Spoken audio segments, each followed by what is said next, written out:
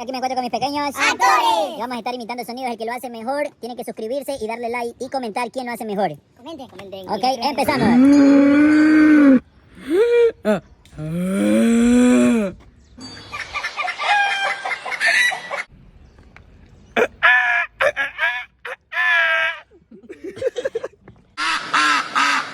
Como pato. Repítelo.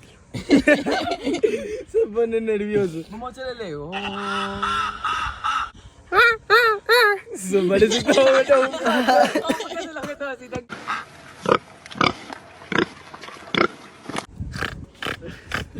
Ese chancho, pues.